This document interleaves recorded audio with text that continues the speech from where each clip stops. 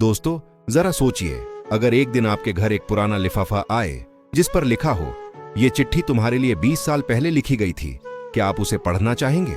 और अगर उस चिट्ठी में आपकी जिंदगी बदलने वाला राज छिपा हो तो आए सुनते हैं एक छोटी सी अनोखी कहानी को। गांव का एक लड़का अजय हमेशा सोचता था कि उसके पिता उसे कभी प्यार नहीं करते।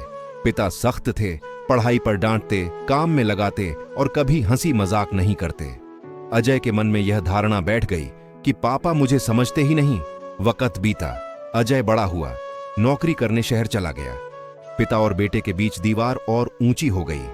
अजय ने कभी सीधा पिता से बात भी नहीं की, बस जरूरत भर। लेकिन एक दिन डाकिया घर आया और अजय को एक पुराना लिफाफा थमा गया। उस पर पिता की लिखावट थी, अगर मैं ना रहूं तो इसे पढ़ लेना। अजय का दिल जोर से धड़कने लगा। उसने कांपते हाथों से लिफाफा खोला। बेटा अजय, अगर ये चिट्ठी तेरे हाथ में आई है तो शायद मैं इस दुनिया में नहीं हूं। तू हमेशा सोचता था कि मैं तुझसे प्यार नहीं करता, लेकिन सच तो यह है कि तेरा हर सपना मेरी आंखों का सपना था। जब तू बीमार पड़ता था तो मैं रात भर जागकर तेरे सिरहाने बैठता था।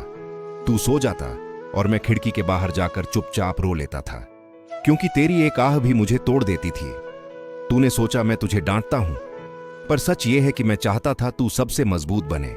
बेटा, मेरा प्यार कभी शब्दों में नहीं था, बस तेरे लिए मेरी मेहनत, मेरी खामोशी और मेरी दुआओं में छिपा था। चिट्ठी पढ़ते पढ़ते अजय की आंखें नम हो गईं। उसे एहसास हुआ कि जिसे वो नफरत समझता रहा, वो दरअसल सबसे गहरा प्यार था। वो भागा भागा अपने गांव पहुंचा, लेकिन देर हो चुकी थी। पिता अब नहीं थे, बस वो खत और यादें रह गईं। अजय ने उस चिट्ठी को अपने सीने से लगाया और पहली बार जोर जोर से रो पड़ा। उसके होंठ कांप रहे थे। पापा, काश मैंने आपको समझा होता, काश एक बार कह पाता कि मैं भी आपसे बहुत प्यार करता हूं। और तभी उसे पिता की आखिरी लाइन याद आई, बेटा, जब भी मेरी कमी महसूस हो तो आईने में देखना, क्योंकि मैं तुझ में ही तो जिंदा हूं। दोस्तों, ये कहानी सिर्फ अजय की नहीं, हम सब की है।